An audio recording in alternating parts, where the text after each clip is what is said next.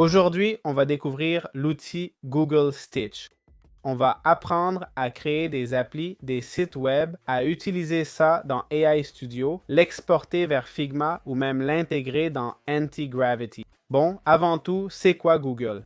Google Stitch est un outil en bêta de Google Lab dédié au design d'interface. Il génère plusieurs versions visuelles d'une idée qu'on a en tête, crée des cartes de chaleur pour voir ce que l'utilisateur regarde en premier sur un site ou une appli, et tout ça dans l'environnement Google. Actuellement, il propose les modèles 3.0 Flash Thinking avec 3.0 Pro et d'autres. Le format d'interface qu'il génère peut être utilisé dans AI Studio pour créer une appli plus complète et interactive où on peut l'enregistrer et l'exporter pour le coder nous-mêmes. Alors, quelle différence avec un outil de génération d'images qui peut créer une interface? Eh bien, cet outil est spécialement conçu pour ça. Avant de voir comment fonctionne Google Stitch, voyons d'abord si c'est payant. Alors, Google Stitch est actuellement en bêta et c'est le moment d'en profiter car c'est gratuit. Comme on le sait, tous les outils Google finissent par devenir payants, surtout quand on veut utiliser des modèles plus récents, comme le Gemini 3.1 Pro ou peut-être un Claude à l'avenir. Qui sait, non. Pour l'instant, on a juste le 3.0 Flash et le C et le Thinking avec 3 Pro, mais je suis sûr que plus tard, ils trouveront une excuse pour mettre un abonnement payant comme avec tous les outils de l'écosystème Google. Là, c'est totalement gratuit et on peut l'essayer dès maintenant, donc c'est le moment, profitez-en. Très bien, alors passons à l'action. Nous allons maintenant générer une application mobile, évidemment, avec Google Stitch. Voyons comment il nous génère cette interface.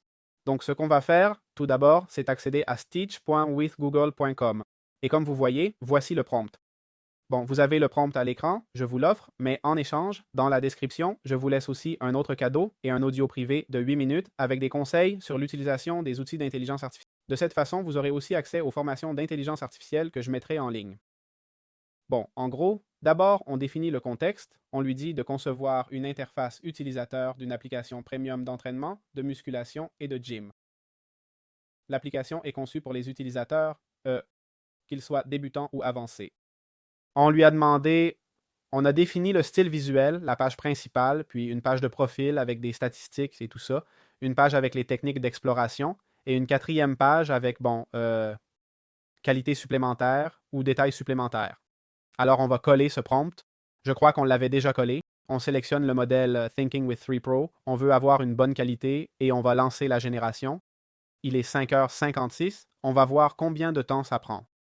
Comme vous voyez, on peut aussi uploader des fichiers et l'URL d'un site web si on veut avoir une référence visuelle de ce qu'on essaye de générer. Mais comme ce n'est pas mon cas, ce n'est pas nécessaire. On s'assure qu'en haut, on a bien l'application de sélectionner. Le prompt, même s'il est long, il l'accepte. Vous avez le prompt là. Regardez comme il est long, hein? Regardez comme il est long. On va voir si l'outil est capable maintenant de générer ce qu'on a demandé. Petit détail sympa, on voit ici le temps estimé, quelque chose qui, franchement, fait vraiment envie comparé à n'importe quel autre outil d'autres écosystèmes, que ce soit Google, Cloud, ChatGPT. Je ne sais pas pourquoi ils nous mettent cette interface, mais clairement, j'adore qu'ils aient à penser à ça. Très bien, les 100 secondes sont passées et on va voir un peu ce que cet outil nous a généré. Bon, tout d'abord, il nous a généré ces 4 images. On a d'abord la partie de l'appli où on peut sélectionner ou créer les différents exercices qu'on a fait, mettre le poids. J'avais demandé que ce soit en livres ou kilos. Je suppose qu'on pourrait le configurer. Répétition et le RPE, donc plutôt intéressant. Ensuite, on a les stats et la heatmap, qui nous donnent un peu les statistiques de l'utilisateur, aussi en fonction de ce qu'il note et ce qu'il accomplit. On peut aussi explorer des routines et en ajouter, comme ici en bas dans la section Explorer que j'ai déjà fait, explorer Stats. Aussi, comme vous voyez, il mesure le temps de repos entre les séries, ce qui est très important, mais il ne le note pas. Et puis, on a aussi le calculateur de plaques. D'accord? Je l'ai créé ou je lui ai demandé de le créer parce que si tu dois mettre les disques sur une barre, tu peux savoir combien en mettre de chaque côté. Comme vous voyez, la partie interface en tant que telle ne fonctionne pas. D'accord? Moi, j'ai beau modifier les données. Et ici déjà, par exemple, on aurait déjà des erreurs d'interface où les kilos apparaissent par-dessus. Mais on peut aussi prévisualiser chacune de ces sections. Comme on voit, c'est entièrement conçu pour mobile. Sur tablette, ça ne s'adapte même pas. Le design responsive. Je dois dire que c'est parce que je l'ai configuré pour mobile, mais le responsive design fonctionne bien, d'accord? En plus, on peut générer des variantes. On va prendre la page principale, d'accord? On va lui demander de générer plusieurs variantes. Bon, on peut lui demander de régénérer, parce que là, par exemple, il n'a pas pu charger. On peut aussi faire une carte de chaleur. Faisons une carte de chaleur sur quelque chose de plus intéressant. Par exemple, ici, on va lui demander de faire une carte de chaleur prédictive. Comme vous voyez en haut à gauche, ça va charger, et voilà, on a déjà presque la carte de chaleur. Comme vous voyez, ça fonctionne aussi avec un style Canva super pratique. D'ailleurs, ici, je crois qu'on peut changer le fond de Canva, exactement, si on veut le changer. Et en plus de pouvoir générer une carte thermique, on peut générer des variantes, c'est ce que je voulais faire, d'accord? On va cliquer sur générer des variantes, ça nous indique le nombre d'options, d'accord? On peut générer jusqu'à 5 variantes. Et il y a l'intervalle de créativité ajusté qui dit propose des options avec des changements plus subtils, explorés, qui libèrent un peu la créativité sans exagérer et réimaginer qui là c'est vraiment tu te lâches, d'accord? Ensuite, on peut lui donner des instructions personnalisées, ce qui n'est pas mon cas là maintenant. Je veux juste voir ce qu'il est capable de nous faire. Et ça nous dit les aspects qui varient. Non. On peut faire varier simplement la palette de couleurs. Les images, si on veut qu'elles varient. Moi, pour ma part, c'est les images aussi. Les polices de texte, si on veut qu'elles varient. Pour moi, les polices de texte aussi. Le contenu du texte ne m'intéresse pas, je veux changer uniquement les couleurs, d'accord? La mise en page, on va la changer. Et les couleurs, générer des variantes. Allez, je lui en ai demandé 5, donc ça risque de prendre un moment. Mais en attendant, comme vous voyez, ici, il nous a généré la carte thermique de cette image. C'est quoi cette histoire de carte thermique? C'est en gros où les utilisateurs sont le plus susceptibles de regarder quand ils arrivent. D'accord? C'est vrai que par exemple, ici, la carte thermique est plutôt bien. Pourquoi? Parce que la première chose qui t'intéresserait de regarder, ce serait le bouton orange. Tu l'as mis pour quelque chose de non? Puis je regarderai les différentes sections. Comme vous voyez, je regarderai plus le Barber Squad car il est un peu plus coloré thématiquement. Et ce bouton aussi le colore un peu, même si je ne sais pas jusqu'à quel point tu le verrais. Sinon, il faudrait beaucoup scroller, non? Je crois que le scroll n'est pas tant pris en compte. Mais bien sûr, un danger serait, par exemple, de faire une carte thermique ici, d'accord? Dans ce cas, il n'y a pas beaucoup d'erreurs, car ça ne t'intéresse pas vraiment que l'utilisateur regarde une partie ou l'autre. Maintenant, évidemment, s'il y avait un bouton d'achat, ça t'intéresserait que la carte thermique soit là. Mais ici, supposons qu'en haut, il y a un bouton d'achat, d'accord? Là où c'est marqué Target Weight. Eh bien, si maintenant je génère une carte thermique ici, vous allez voir que clairement, ça va aller vers le rouge. Autrement dit, le rouge va être super marqué. Et voilà la carte thermique. Je dois dire qu'ici, je ne suis pas vraiment d'accord sur le fait que les gens vont regarder le 140, hein? En fait, ce truc de calculatrice de plaques, je ne l'avais même pas vu. Je veux dire, ici, la carte thermique, au final, c'est un peu conceptuel, c'est pas mal, mais clairement, les gens ne regarderaient pas le 140 avant les plaques rouges. C'est vraiment faux. Mais bon, ça nous aide à comprendre un peu où les gens regarderaient. Bon, je ne peux pas vous mentir. La vérité, c'est que ça fait presque 10 minutes. Il m'a généré seulement deux parties et on va regarder ça. D'abord ici, comme vous voyez, il a changé le timer en bas. Ici en haut, il a mis un timer et arrow back et watt. Bon, il n'a pas fini de tout générer correctement. C'est vrai que j'aime beaucoup plus la couleur bleue, comment ça rend et tout. Et celui-ci, pour moi, c'est le meilleur. Une interface bien plus nette. Je vais les mettre côte à côte pour que vous puissiez voir une interface bien plus nette. Ajouter 7, incliner, c'est exactement pareil, juste avec une couleur différente et voilà. Donc voilà, avec ça, on peut créer une application sans aucun problème. Ensuite, on pourrait le prendre, le peaufiner, l'exporter et l'amener vers AI Studio si on voulait. Donc voilà, c'est comme ça qu'on peut générer les images sans problème pour les applis. Très bien, maintenant on va utiliser Google Stitch pour créer un site web. Bon, le prompt que je vais vous donner est le suivant. Important, je vous le laisse, d'accord? Je vous l'offre en cadeau et en plus dans la description, vous avez deux autres cadeaux, un audio privé et un cadeau surprise à découvrir. En plus, grâce à ça, vous aurez accès à mes formations en intelligence artificielle et à tout ce que je vais y mettre, les dernières actus et tout ça. Bon, mon intention, c'est de créer un site web sur la génération d'images avec l'intelligence artificielle, d'accord? Où on propose ce service. Alors, comme on le voit, d'abord, on donne un peu le contexte, conçoit une interface web pour une plateforme de génération d'images par intelligence artificielle. Le thème sera sombre, les accents... Bon, clairement, ici, il n'y a qu'une seule image, il n'y a pas la section principale. Je veux dire, ce ne serait pas une intro sur le modèle utilisé ou ce genre de truc, plutôt style blog. Voyons comment il s'en sort. On va le générer avec 3.0 Pro. On appuie sur Envoyer. Là, il nous met Mélange des peintures. Voyons combien de temps ça prend. Et comme vous voyez là, ça nous indique que ça va prendre environ 100 secondes. Et voilà l'interface. On a là les modèles, galerie, API, crédit, la section utilisateur, partager mes générations, communauté. Bon, on a littéralement toutes les sections qu'on pouvait attendre d'un outil de génération par intelligence artificielle. Évidemment, là, on pourrait commencer à jouer avec le prompt, modifier un peu tout ce qu'on a voulu. Dans ce cas, bien sûr, je lui ai demandé un site web de ce style où on peut simplement générer des images, mais on peut faire d'autres trucs, comme un site comme celui-ci qui parle de la pizza napolitaine, d'accord?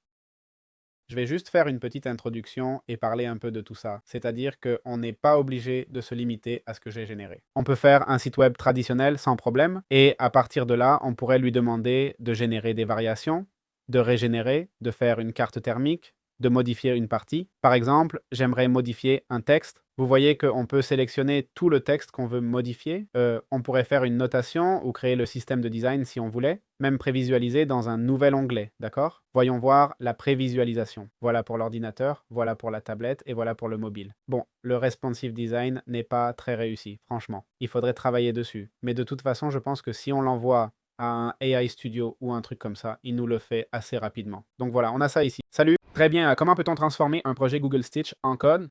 D'accord? Par exemple, j'ai ces deux projets. J'ai ce premier projet avec une formation et celui-ci serait un site web pour générer avec de l'intelligence artificielle. En gros, on prend notre projet, on clique sur Bash et on peut voir le code. Ah, ça affiche bientôt disponible.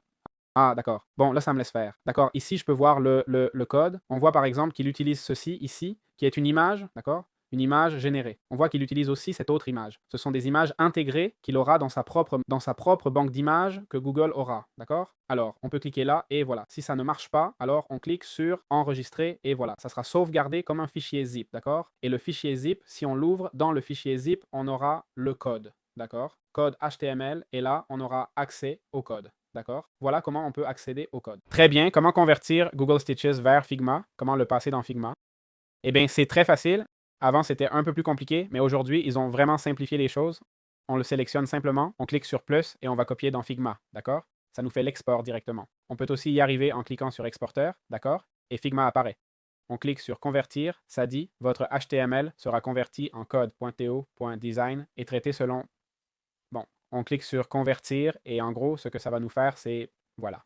On clique sur Copier, ça dit Design copié dans le presse-papier. FakeTRLV ou CMDV dans Figma pour simplement le coller là, d'accord? Moi maintenant, par exemple, je suis allé dans Figma et si je fais KTRLV, ben là, ça me colle cette section, d'accord? Comme vous voyez, ça me laisse sélectionner certaines choses et tout ça. Je dois dire que je ne suis pas habitué à Figma et je ne sais pas dans quelle mesure ça nous permettrait de sélectionner chacune de ces sections. Je suis aussi, je vous dis, dans le design, d'accord? Bon, pour ceux qui connaissent Figma, eh bien voilà, c'est à peu près ça. Sinon, de toute façon, on peut aussi obtenir le code. Il me semble que Figma permettait de modifier le code si on avait une version payante. Donc on peut aussi accéder au code, d'accord? Ici, dans voir le code ou dans exporter. Donc voilà, on l'a là très bien. Et pour finir, le plus intéressant, si on a juste des outils gratuits, d'accord? Bon, comme vous savez, pour l'instant, Google Stitch est gratuit, d'accord? Alors, on peut prendre une génération qu'on a faite, celle qu'on veut avec Google Stitch, d'accord? On lui envoie, vous savez, un prompt, on lui dit hey, génère-nous cette interface. Je veux, par exemple, je lui ai demandé de me générer une application de génération d'images. Le prompt, c'est celui-ci, d'accord? C'est celui-ci, je vous l'offre. Dans la description, vous avez aussi un audio privé de 8 minutes et un autre petit cadeau. Jetez-y un œil, d'accord? Alors, ce qu'on ferait, ce serait sélectionner ça ou cliquer sur exporter. Ah non, je devrais tout sélectionner. CTRL A, on exporte et on l'emmène dans AI Studio. On clique sur Compiler avec AI Studio et bien sûr, il envoie l'image en PNG et en HTML et dit Crée une application avec des écrans comme ça. D'accord. C'est vrai que le code par défaut, d'après ce que j'ai vu, fonctionne déjà assez bien, mais personnellement, je vous recommanderais de prendre le prompt que vous avez envoyé, de le copier et, par exemple, ici, je lui ai dit Generation Prompt UI. Bon, eh bien, on enlève cette partie interface, d'accord? Pour qu'il nous génère l'interface à partir de l'image et que tout fonctionne. Bien sûr, c'est très axé sur l'image, non? Mais comme ça, on lui facilite beaucoup plus la tâche pour qu'il comprenne ce qui doit fonctionner, ce qui ne doit pas et tout ça. Là, il va générer l'image. On est passé directement avec le Gemini 3 Pro Preview et là, il va commencer à générer le code. On va voir comment ça se termine. Et ici, comme on le voit, ça a gardé l'esthétique à 100% et on va voir un peu ce que ça nous a généré, d'accord? En se basant sur, rappelez-vous qu'on a répété le prompt qu'on avait envoyé en changeant un peu l'interface et voilà. Ça nous a généré tout ce code ici, d'accord? Et on va voir les images, je ne peux pas interagir avec elles, je ne peux pas cliquer dessus. Dans Communauté, ça n'a pas l'air de fonctionner. Je peux changer le modèle, d'accord? C'est déjà pas mal. Je peux sélectionner le format d'image. Pour générer, je peux écrire et cliquer sur Générer. Bon, ça nous demande de choisir une clé API. Ça nous laisse mettre un prompt négatif. On a modèle, galerie et API. Rien de tout ça ne fonctionne. Les crédits, l'utilisateur est partagé. Bon, c'est tout ce qu'il m'a fait. Il s'est pas trop foulé, mais il a quand même fait que chacune des sections soit cliquable. Même ici, on peut scroller et on a aussi la graine. Donc voilà, super intéressant. Et bon, de cette manière, on pourrait faire ça avec tout, créer un site web, une appli, pour lui donner un peu de vie. Évidemment, une fois qu'on lui a donné un peu de vie, je recommanderais quoi? Eh bien, de le sauvegarder. On va sur Google Anti-Gravity, on passe à Visual Studio Code avec Google CLI, on va sur Cloud Code via le terminal, peu importe, d'accord? Mais bon, une fois qu'on lui a donné un peu de vie, on peut passer sans problème à un autre outil pour peaufiner les détails. Mais bon, voilà le potentiel de l'outil Google Stitch actuellement et je suis sûr qu'il a bien plus que je n'ai pas pu montrer dans cette vidéo et je suis sûr qu'avec le temps, les gens lui trouveront plus d'utilité. J'espère que ça vous a plu. Comme toujours, s'abonner c'est gratuit et bon, n'oubliez pas que dans la description vous avez un cadeau. À plus, merci beaucoup d'avoir regardé la vidéo. Bisous!